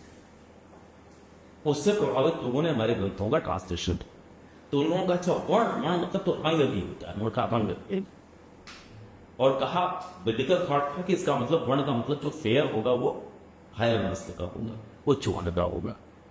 जबकि भारतवर्ष के इतिहास और पौराणिक दोनों कथानकों से मैं बात करता हूँ। पौराणिक कथानक में हमारे जो शीर्ष हैं जिससे कोई बात कर रहे थे, जिसका मैं स्वयं आराधक हूँ, जिसके मंदिर का वर्णन कर रहा हूँ, महादेव। महादेव का वर्ण क्या होता है? क्या है? महादेव श्याम वर्ण। हम श्याम वर्ण की आराधना करते हैं, पूज्य बात। और गौर वर्ण को भी गौड़ नहीं मानते। माता गौरवर्ण की, उनकी भी आराधना करते हैं। माता पार्वती गौरवर्ण की है, माता काली काली, वो श्याम वर्ण की भी आराधना करता है। हमारे लिए वर्ण कोई दिखता रहा नहीं है। हमारे पौराणिक पुरुषों में भगवान राम श्याम वर्ण के हैं, लक्ष्मण जी गौर वर्ण के। भगवान कृष्ण श्याम वर्ण के, उनके भाई बलराम गौर वर्ण के। यहाँ से एक बड़ा लॉजिकल रेफरेंस निकलता है। ऐतिहासिक पात्रों में देखिए, चाणक्य श्याम वर्ण के, चाणक्य जो बहुत प्रतिष्ठित है, बिल्कुल विद्वान के रूप में प्रतिष्ठित है, उनकी जाति ब्राह्मण बताई गई है, वर्ण ब्राह्मण बताया गया। इसलिए निश्चित रूप से वर्ण हमारे यहाँ भेद का आधार, रंग वाला आधार नहीं हो सकता। फिर कहा गया कि वंशानुगत था, वंशानुगत के आधार पर चीजें थी। इसलिए ऋग्वेद का श्लोक है, बहुत कोटेड है। 5वें वेद के रूप में महाभारत बहुत माना जाता है। 5वें वेद के रूप में मान्यता प्राप्त महाभारत में यक्ष और युधिष्ठिर के संवाद में यक्ष का सीधा प्रश्न है, युधिष्ठिर से ब्राह्मण कौन? और युधिष्ठिर कहते हैं जो सदाचार का पालन करता है, जिसके अंदर शील, अनय, विनय, सभ्यता, अनम्रता या गुण है, वही ब्राह्मण। और यक्ष का सीधा प्रश्न है, क्या जन्म के आधार पर यह तय नहीं होता? तो दर्शक आते नहीं, तय नहीं हो, जन्म से कोई मीनस। दूसरा प्रश्न वहीं पर आता है, सर्पराज और युधिष्ठिर के बीच का संवाद। सर्पराज युधिष्ठिर के पूर्वज नहुष का पतन हुआ था, अजगर होकर गिरे थे, वही है। उनका भी प्रश्न है ब्राह्मण कौन है? दोनों क्षत्रिय बात कर रहे हैं, पूछते हैं ब्राह्मण। कारण क्या है कि मोक्ष के लिए जाने का जो रास्ता है उधर से ऊपर रहता है। तो यह वंशांतर फिलहाल तब तो नहीं था, तब तक नहीं था जब तक अंग्रेजों के समय में कास्ट सेंसस करके जातियां रजिस्टर में दर्ज नहीं कर दी गई और उनको सरकारी मान्यता नहीं देती। और सरकार की मान्यता देने का परिणाम क्या होता है? जनते कैटेगरी आज से कुछ साल पहले तक नहीं, आज आदमी जाति से पहले कैटेगरी पर आ रहा है क्योंकि सरकारी मान्यता हो गई। शासन क्या कर सकता है? जस्टिंग गवर्नमेंट, ये पिछले 200-300 साल के इतिहास में देखेंगे। मैं इससे बहुत चिंतित इसलिए नहीं होता क्योंकि मानव सभ्यता के हजारों लाखों वर्षों के कालखंड में ये 200-300-400 साल, 700 साल, 1000 साल, 2000 साल कितने पुराने, सब चीजें बदल जाएंगी। और जो सनातन धर्म में, सनातन व्यवस्था में, सनातन सभ्यता में जो वर्णाश्रम की आपने बात करी, इसका मैं शास्त्रीय उदाहरण दिया। कपिल मुनि ने जो उनका सांख्य दर्शन थे और गौतम ऋषि ने न्याय दर्शन, दो बात चला। कपिल मुनि लिखते हैं कि प्रत्येक जीव को, मनुष्य की बात नहीं कर रहा हूं, सनातन संवाद कथाएं की परिशिष्ट में सनातन अध्याय 1 वो पढ़ेंगे तो आपको उसका बड़ा विस्तृत वर्णन मिलेगा। उसमें इन्होंने लिखा कि प्रत्येक जीव को जन्म के साथ ही आयु, जाति और भोग या 3 मिल जाते हैं, तय हो जाते हैं। आयु का तात्पर्य हुआ आयु कितनी हुई या तय हो जाता है, जाति तय हो जाती है, जाति का एमएस पर किया होगा, भोग तय हो जाता है, इसको किन कर्मों का पहले जन्म भुगतना होगा जो उसके संचित कर्म चले आ रहे हैं। क्योंकि सनातन सभ्यता, सनातन दर्शन पुनर्जन्म में विश्वास है, अंत जन्मों की अंत है जब तक मुक्ति नहीं प्राप्त हो जाएंगी। और कहा गया प्रत्येक जीव, तो जीव में तो जातियां हैं जिन मनुष्य की तरफ से भी, तो जाति है क्या? इसका उत्तर फिर मिलता है दूसरे ऋषि के वाक्य में, जहां कहा गया समान प्रसवात्मकता जाति, जिनमें समान प्रसव होता है वह जाति। गाय और बैल में प्रसव से संतान की उत्पत्ति हो सकती है, वह एक जाति के। कुत्ते और गाय में नहीं हो सकता, बैल और कुतिया में नहीं हो सकता, वह अलग जाति। जिनका प्रसव समान है वह एक जाति में है, यह जाति भाई शब्द उसको किस रूप में लाकर यहां मोल्ड किया गया और सनातन धर्म पर कैसे उसको प्रक्षेपित किया गया, इसका एक उदाहरण और मैं आपको बता रहा हूं। सबसे पहले जिस जाति को गाली दी जाती है आज के समय बताते हैं कि उन्होंने सारा दोष कर दिया ब्राह्मणों के बारे में। उनका क्या योगदान रहा उस समय भी जब सनातन के पराभव का काल चल रहा था। मनुस्मृति पढ़िए, गृह सूत्र पढ़िए, शोलु सूत्र पढ़िए, नारद स्मृति पढ़िए या केवल स्मृति पढ़िए, किसी भी स्मृति में पढ़िए, यह बताया गया है कि शौच का स्थान घर से पर्याप्त दूरी पर होगा, इतने मील दूरी पर होगा, ये देखो मील दिखा हुआ है, इतने कोस की दूरी पर। शौच का स्थान जब घर से दूर होगा, खुले में होगा, जलाशय से दूर होगा, जल आपको लेकर जाना होगा, यह जब नियम बताए गए तो सीधी सी बात है शौचालय सनातन दर्शन में नहीं था। यह भी एक कारण रहा जो शौचालय का ज्ञान जानना पड़ा, क्योंकि धार्मिक और सांस्कृतिक रूप से हमारी जीन्स में नहीं था पहले, उसको हम अडॉप्ट कर रहे क्योंकि सनातन धर्म परिवर्तन को भी सीखा है, उसका कोई रेसिस्टेंस नहीं है। वहां लिखा है तो हम शौचालय नहीं बनाएंगे, सरकार ने लागू किया, कोई करने नहीं आया कि नहीं हमारी किताबों तो लिखा है, सबने आप जानते हैं शौचालय बन गया, पूरा भारत जो है वो ओपन डिफिकेशन फ्री घोषित किया गया, इसका आधार पर क्योंकि यहाँ धर्म कट्टर नहीं है, जाहिर नहीं।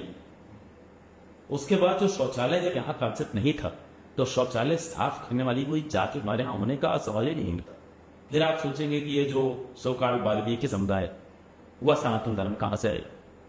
वाल्मीकि समुदाय नाम दिया गया है प्रतिष्ठित रूप से, कहा गया वाल्मीकि गोत्रज है, महर्षि वाल्मीकि के वंशज, परंतु जो नॉमेनक्लेचर उनका समाज में उस समय दिया गया था, पुरानी किताबें उठाकर पढ़िए जहां जाति विभीषिका की बात आती है, जहां इस प्रकार के जो मेला ढूंढने की प्रथा की बात आती है, वहां 2 शब्द के रूप में, एक भंगी और एक मेहतर। भंगी का अर्थ क्या होता है? हिंदी का शब्द है, जो भंग हुआ भंगी। भंग क्या होता है? भंग तो एक पवित्र होता है, तो धागा तोड़ा जाता है, इसका एक पवित्र भंग किया गया जो भंगी बना दिया। फिर मेहतर का अर्थ होता है पारसी का शब्द, फारसी का शब्द इसका बात है। फारसी भाषा में मेहतर का अर्थ होता है राजकुमार। कौन राजकुमार था में जो सबसे विद्वान थे, सबसे प्रथम योद्धा थे, जिन्होंने विदेशी आक्रमण का प्रतिकार किया और विदेशी धर्म को स्वीकार करने से मना। इन शब्दों की व्युत्पत्ति से ऐसा प्रतीत होता है कि उनसे जाया कराया दे, केवल उनको अपमानित करने, और जब उनको अपमानित करने के लिए उनसे महिला उठाने का कार्य किया गया तो उनको भंगी और मृतक कहा गया। और जो सब बचे हुए ब्राह्मण थे, जहां का धर्मांतरण नहीं किया गया था, उनकी बात समाज मान रहा था, समाज के मार्गदर्शक के रूप में, जिनको आज बहुत निकृष्ट और जाति भेद उत्पन्न करने वाला बताया गया था, उन्होंने क्या किया? उन्होंने कहा नहीं, भंगी और मृतक नहीं, वाल्मीकि और मालवीक जी के वजह से उन्होंने उनको पुनः के दौरों को पुनः स्थापित करने लगा। और आज तक आप जानते हैं, अगर कहीं कोई कम इस तरह का विषय आता है तो वाल्मीकि जाति प्राय है वॉरियर या फिर पूजा करना ही कास्ट। सबसे उनके यहाँ आप देखेंगे परंपरा से उनके यहाँ जो पूजा आराधना है बड़े मुखाव से करते हैं, और प्राय अगर कहीं होता है मार्शल कास्ट है, मुकाबला भी ठीक से करते हैं। तभी प्रशासन के रूप में भी हमारा समाज का अपराध उनको समझाना कठिन होता है, इनको समझाना पड़ता है क्या इनका रोष नहीं झेल सकते। तो यह एक उच्च अवस्था थी समाज की जिसको इस रूप में लाया गया है। अब आप कहेंगे कि ये वर्णाश्रम धर्म इस रूप में ना छोड़ गया, मैंने कहा संस्कृत टेक्स्ट का ये सब चीजें हो चुकी, मिलकर भंगी बनाया जा चुका था, लोगों को कास्ट कन्वर्ट कर दिया गया था, कास्ट को टाल दिया गया था सनातन धर्म में। उसके बाद तब अंग्रेज आए थे, उन्होंने अपनी समस्या वर्णाश्रम से जात कर निकाल लिया। एक बहुत बड़ी गलती उन्होंने और की, आपको इतिहास के पुस्तकों में पढ़ाया जाता है आर्यों ने हमला कर दिया, उसका प्रतिकार कुछ भारतीय विचारक करते हैं और कहते हैं कि आर्य यही जो मौलिक थी। एक बड़ा प्रश्न आता है, जो लोग आर्य की बात करते हैं कहते हैं आर्य और द्रविड़ दो जातियां रहती थी, दक्षिण भारत में द्रविड़ रहते थे। वो जो पूरा द्रविड़ आंदोलन चला, वो द्रविड़ नायकों के रूप में पौराणिक पाठियों में जिसको प्रतिबंध करते हैं रावण, बाली, दानवराज बलि, वामन देव वाला प्रसंग आता है। मैं इन तीनों प्रसंगों के बारे में बोल रहा हूँ।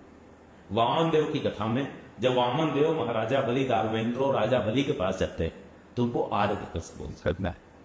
रावण की पत्नी मंदोदरी जिसमें मेरे हाथ का पथ हुआ है और वो क्रोध निकल रहा होता है और रोती है चरण करके उनको, उसमें आर्य का संबोधित करती वाल्मीकि रामायण पर। जिस समय वानर राज वाली भगवान राम से युद्ध के लिए निकल रहा होता है, दूसरी बार जब माता सुग्रीव से युद्ध के लिए, पहली बार सुग्रीव की मार खाकर गया है तो तारा खाती है आर्य, बाहर वो सुग्रीव अपनी तो मार खाकर गया, दोबारा युद्ध लिया है, मुझे समझाओ। इसका तात्पर्य हुआ कि आर्य को संबोधन सूचक शब्द था, जैसे श्रीमान, महोदय, मिस्टर, ये टाइटल। और कोई भी व्यक्ति अपने से श्रेष्ठ पुरुष को, सम्माननीय पुरुष को, अपने से बड़े को अथवा अपने समकक्ष को आर्य कहकर संबोधित करता और अपने से छोटे को तात कहकर। महिलाओं के लिए आज शब्द का प्रयोग नहीं हुआ है क्योंकि महिलाओं के लिए सम्मान, ये संबोधन सूचक शब्द नहीं, बुझ हो गई। मिस्टर जैसे इसे महिला को मिस्टर नहीं कहेंगे, कितने भी सम्मान से कहेंगे, उसी के एनालॉगी करेगा। आज हिंदी में जितने पत्राचार उत्तर प्रदेश सरकार के होते हैं, प्रिय महोदय, आदरणीय महोदय लिखकर होते हैं। फर्ज कीजिए कि आज से कुछ साल बाद, कुछ 1000 साल बाद, कुछ 100 साल बाद हिंदी भाषा धीरे धीरे किन्हीं कारणों से लुप्त हो जाए, किसी आक्रमण की शिकार हो जाए और दोबारा अपनी सभ्यता की खोज, खराबों के बाद कुछ और बोलियां चलने लग जाए, दोबारा फिर बाहर से लोग आए, विदेश के लोग, और यहाँ पर खोज, दक्षिण अमेरिका से कोई आए, वहां महोदय महोदय के नाम से कोई सभ्यता हो, लोग आए यहाँ खोजा, पुराने गाकर मैंने देखे अच्छा महोदय यहाँ भी है। बिल्कुल ऐसा हुआ है, बिल्कुल। यूरोपियंस आए, उनके और हमारे बीच में पश्चिम एशिया से, पश्चिम और यूरोप का जो पूर्वी यूरोप था उसके भाग में आर्य नाम के मस्त लोग भी रखते थे। उनके कुछ चिन्ह हमारे जैसे थे, कोई सभ्यता हमने पूरे विश्व में बनाई थी, उन्हें भी सिखाई थी। इसके पर्याप्त साक्ष्य की अगली पुस्तक मेरी जो है ग्लोबल सनातन के नाम से अभी ट्रस्ट है, उसमें पूरे एविडेंस जो ये पुरातात्विक साक्ष्य है, जो भाषा शास्त्रीय साक्ष्य पूरा वर्णन करते हुए इस पुस्तक में विस्तार से लिखा गया है। दोस्तों अगर कोई किसी की रुचि इससे अधिक जानने की होगी इसको पढ़ पाएंगे। तो यह आर्य का सिद्धांत, जाति का सिद्धांत, वर्णाश्रम का और वंशानुगत करने का सिद्धांत, ये वहां से हुआ है। अन्यथा वर्ण की व्युत्पत्ति जिस शब्द से होती है, कृत्य से होती है, कृत्य का मतलब होता है आजीविका। व्यक्ति जो कार्य अपनी आजीविका के लिए करता है वह अपनी प्रवृत्ति के अनुसार वृत्ति का चयन करता है, जो उसकी टेंडेंसी होती है, उसके अनुसार अपना लाइवलीहुड चुनता है और लाइवलीहुड के अनुसार उसको वर्ण का नाम होता है, उस वर्ण में उस श्रेणी में कार्य कर रहा होता है। यह हमारा कॉन्सेप्ट है, यह संस्कृत का कॉन्सेप्ट है, सनातन का की अवधारणा। इसका जो एक गलत रूप में आपके वो आपके सामने है, उसका डिमेक्ट। जैसा कि सर आपने बताया वायनाशी जरा आएंगे तो प्रत्येक जीव को सर आयु, जाति और वो अलग अलग कैसे मिटा रहे, इस पे आप क्या विचार है? देखिए, सनातन विचार जो है वो आपका जन्म, पुनर्जन्म, बार बार और रिपीटेड जन्म जो हो रहे हैं, मुक्ति तक की यात्रा है, उनकी अनंत यात्रा के पास प्रत्येक बार सृष्टि प्रारंभ होती है, कहाँ से प्रारंभ होती है, पराक्रम वेदों का स्वर्ण और उससे शिष्य को प्रारंभ करते हैं, ये भी कहा गया है। इसका कोड क्या है, इस पर फिर कभी विस्तार है बात करें। मैंने कहा हर बात का कोड है, इसको एक्सटेंड करना पड़ेगा। अभी फिलहाल जो प्रश्न उसको आगे, तो जब प्रत्येक बार सृष्टि प्रारंभ होती है, इस बार जो सृष्टि प्रारंभ हुई है उसमें ये प्रारंभ सतयुग से हुआ है। सनातन सिद्धांत के अनुसार सतयुग में मनुष्यों का जन्म हुआ होगा, सब पूरे कागज के रूप में आए, सब एकदम पवित्र भाव से है, इसीलिए सतयुग। फिर लोगों ने कर्म कर दिया प्रारंभ, कंपेरेटिवली कुछ अच्छे कर्म बुरे सब धीरे धीरे ऊपर, उस कर्म के आधार पर वो आत्मा से जीवात्मा में कन्वर्ट हो सकती, वो जीवात्मा कठिन कर्मों का भार नहीं कर सकती। जो अगला जन्म होगा उन कर्मों के आधार पर उसका जन्म उत्तरोत्तर आगे बढ़ता चला जाएगा। इस समय कलियुग में जब आप देखते हैं एक प्रश्न यह भी होता है कि सनातन धर्म में आस्था रखने वालों की संख्या जो कम हो रही है, तो उसके पीछे कारण है कलियुग है। इस समय बुरे कर्मों का भार इतना अधिक बढ़ गया है कि अधिकतर लोग जो जन्म पाएंगे सनातन में जन्म पाना सौभाग्य है, नहीं मिलता सौभाग्य सभी, पुराने कर्म नहीं उतने अच्छे। और जन्म लेने के बाद आपके पास जो सनातन विचार आता है कि जन्म कहीं भी हुआ हो, किसी भी दशांग में हुए हो, आपके पास संकल्प स्वातंत्र सदैव होता है। संकल्प स्वातंत्र इस जीवन में अपने कर्म की दिशा को तय करने का सदैव है। मेरा जन्म सनातन परिवार में हुआ, सनातन परिवेश में हुआ, लेकिन यह संकल्प मेरे पास सदैव है कि मैं सनातन आस्था के साथ रहूंगा। कलियुग है, अधिकतर लोग या बहुत सारे लोग इन आस्थाओं में जन्म लेकर भी उपरेक्षित किया जाते हैं, उनका जन्म और बुरा होना, सनातन धर्म से और हो जाएगा। कलियुग में भी कुछ पुण्यात्माएं होती हैं, किसी कारण से उनका किसी और संस्कृति में जन्म हुआ है, किसी और सभ्यता के परिवेश में जन्म हुआ है, सनातन की तरफ हुई होगी, अगला जन्म और अच्छा होगा। मैं भौतिक पजेशंस की बात नहीं कर रहा हूँ। भौतिक चीजें आपके पास होने का तो बिल्कुल ऐसा होगा जैसे आपने कभी चींटियों को चलते हुए देखा है। एक चींटी का जीवन 2 से 3 दिन था। चींटी अपने शरीर के वजन का 80 गुना वजन कर सकती है। उस लाइन में आप देखते होंगे एक चींटी के पास बड़ा गुड़ का दाना है, चीनी का दाना है, बड़े श्रम से टेक भी रहता है। श्रेष्ठ चींटियों को लगता होगा कितनी भाग्यशाली आज इसको इतना बड़ा चीनी का दाना मिल गया। एक मनुष्य के मस्तिष्क से सोचिएगा आप आया दिन से, और आपको लगेगा यार 3 दिन में तो उसको खा भी नहीं पाएगी, मेहनत करना कर रही, बाकी चीटियां आराम से चली जा रही। ये भौतिक जो आपने सर पे ला रखा है बिल्कुल ऐसा ही। ये पोजीशन अपने आप देखिएगा किसी व्यक्ति के पास, प्राय सबके पास, जिनके पास थोड़ी संपत्ति हो, थोड़ी सी भी इतनी अधिक है कि एक जीवन काल में उसकी बहुत ही उसी की मारा जा पीछे भगा जा रहा तो आ जा रहा तो उस चेती की तरह। मैं ये नहीं कहता उस चेती का और नहीं, या भौतिक प्रवृत्ति नहीं लेनी चाहिए, बिल्कुल लेनी चाहिए, अच्छी तरह सफलता है, लेकिन वह संपन्नता आपकी श्रेष्ठता का द्योतक कदापि नहीं, वह आपके सौभाग्य का द्योतक नहीं। उस संपत्ति को ढोना ही आपके प्रारब्ध में है। आप उस संपत्ति को ढो रहे हैं, हम ज्यादा श्रम कर रहे हैं वापस, तो आप कहाँ से भाग्यशाली हुए? आपका शरीर खराब हुआ जा, आपकी जो मन का स्वास्थ्य है, जो मस्तिष्क का स्वास्थ्य खराब है, आप जीवन के प्रत्येक पल का आनंद नहीं ले पा रहे हैं, परिवार के साथ अपना समय नहीं व्यतीत कर पा रहे हैं, यदि आप अपने प्रदेशों से कर सकते हैं। लेकिन आपका जो सात्विक भाव है, जो धार्मिक भाव, उसके साथ जन्म लेना, संतोष के भाव से रहना, उन जिम्मेदारियों का कब मिलना, आपके पूरे जन्मों से चली आ रही मुक्ति की यात्रा का देता है। आप मुक्ति की तरफ बढ़ रहे हैं। जिस दिन मेरा जब और श्रेष्ठ होना होगा, वो किसी सन्यासी के यहाँ जिंदगी दूंगा। बचपन से मुझे सन्यास की तरफ धारणा होगी, मैं ध्यान करूँगा, क्योंकि वो मेरी साधना है, मेरी यात्रा है, और वह यात्रा 1000 जन्मों से दिया है। तो निश्चित रूप से जैसे एक बड़ी अच्छी कथा है तो आपको सुनाना चाहूंगा। ठीक है, जैन कथा है, आपने पहले भी कहीं सुनी हो सकता है। एक सेठ वो खड़े होकर अपना मकान बनवा रहे थे, तो बड़े गर्व से मकान बनवाते समय अहम का भाव आ जाता है, आपको लगता है मैं करता हूँ, मैं बनवा रहा हूँ, सबके साथ होता है। तो घर बनवाते समय जो पत्थरों पे पुताई, जो रंगाई का काम कर रहा था, उसने उन्होंने कहा देखो रंग इतना बढ़िया लगाना कि मेरी जिंदगी में दोबारा मुझे रंग न लगाना पड़े, 60-70 साल तुम समझ जाए। ये उन्होंने कहा, एक तुमको हंसने की आवाज है, हमने मुड़कर देखा तो देखा एक साधु है, उनको देख कर बड़ा मतलब बड़े नया भाव से हंस रहा है, कटा मार रही बोला क्या है, लगा पागल होगा, हंस रहा हो नहीं, चला गया। उसके बाद सेठ जी गए अपनी दुकान पर बैठे बैठे, फिर वहां से अपने घर गए खाना खाने के लिए। कथा जिस समय की उस समय गृहिणियां अपने पति को भोजन सही बनाकर दिया करती, ये संस्कार आज भी कही रहो। तो जब वहां पहुंचे तो दोपहर पहुंचे, अपनी पत्नी से कहा जल्दी से खाना लगाओ और खाना खाना है, तो वापस दुकान पर आया। पत्नी की गोद में उसका नवजात शिशु था, 6 महीने 8 महीने का। तो उसने जल्दी से दाल निकाला, सब्जी निकाला और कहा जरा मुन्ना को पकड़ो और वो रोटी सेम तो यहीं खा लो, बड़ी लोग रसोई में बैठकर खाते नहीं। इन्होंने जब तक मुन्ना को लिया और अपनी गोद में लेते मुन्ना ने 2 बूंद पेशाब कर दी और वो दाल में गिर गई। तो पत्नी ने कहा कि दाल तो खराब हो गई, था इसको बदल। कहा क्या बंद होगी, मेरा ही बेटा बच्चों का शुद्ध होता है, इसीलिए सब कुछ का पाए, कुछ नहीं शुद्ध हुआ तो रोटी बनाओ। इन्होंने कहा ही था इतना, तब तक फिर देखा तो जो रसोई घर के बाहर खिड़की थी उससे वही साधुगढ़ को फिर को देख रहा था और बड़ा उनको संवेदना के साथ देते मुस्कुरा। उनका एक बच्चे को बड़ो जगह बाहर गए तक साधु हवा हो गया।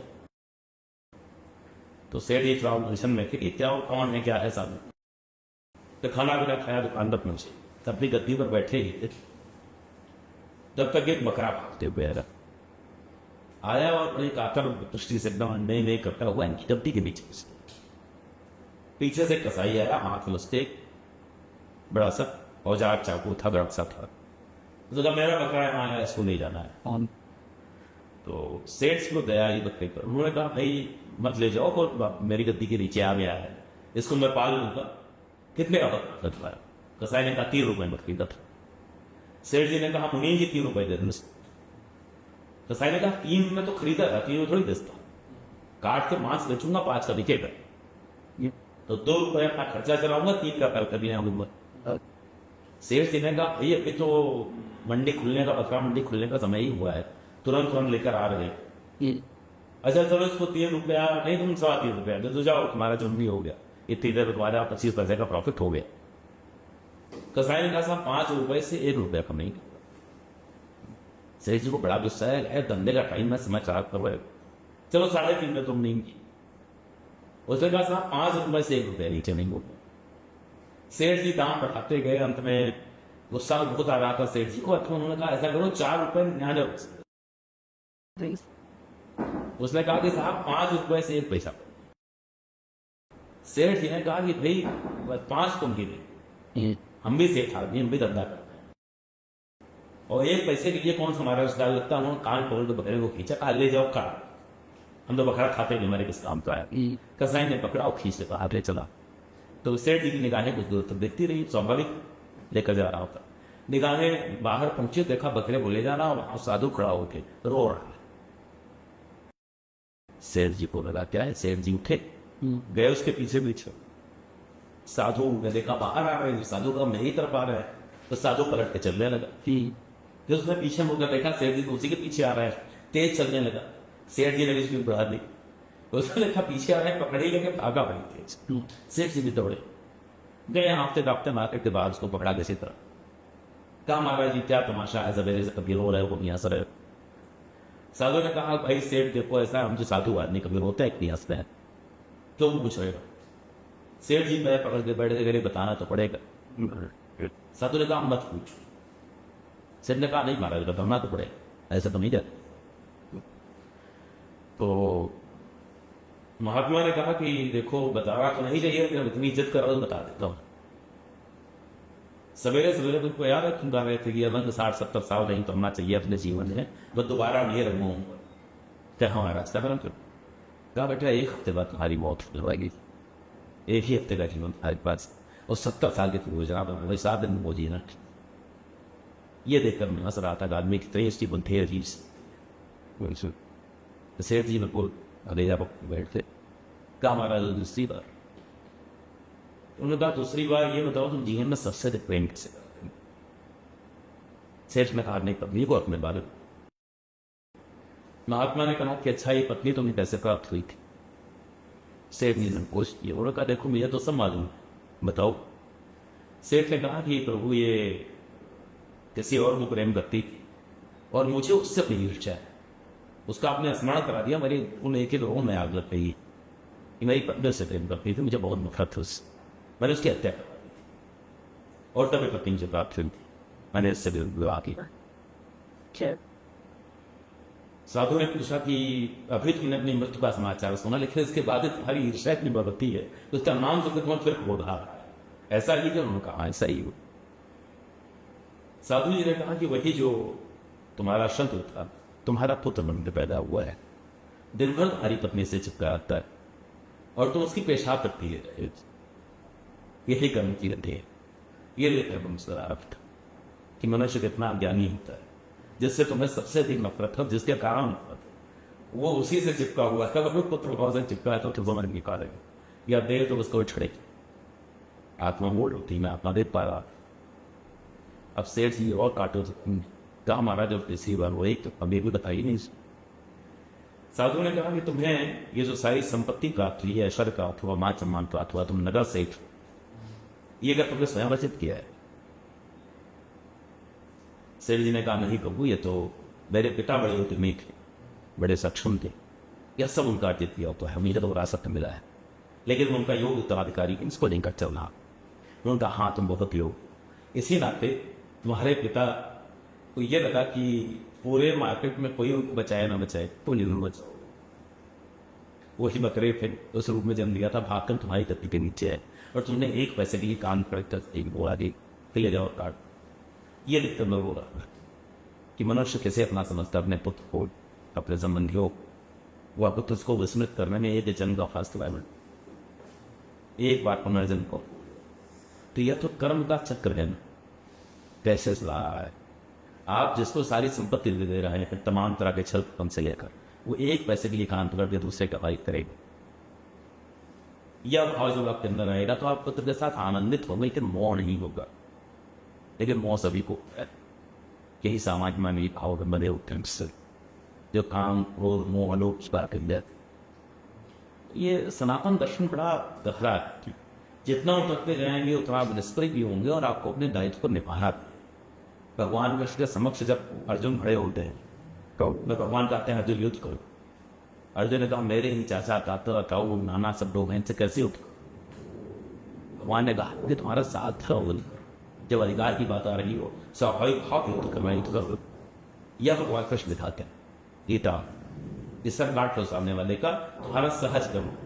हम क्या कर रहे थे सब बता, हमारे मंदिर से तोड़े जा रहे थे, हमारी स्त्रियों का शील किया जा रहा था, हमारे राज्य की सीमाएं तोड़ी जा रही थी, हमारे धर्मस्थ तोड़े जा रहे थे।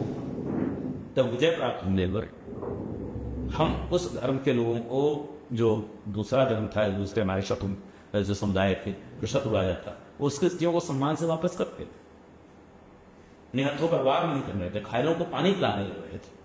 क्या ये कृष्ण भगवान ने सिखाया था? द्वापर का जो अंतिम ग्रंथ है महाभारत, क्या ये शिक्षा देता है?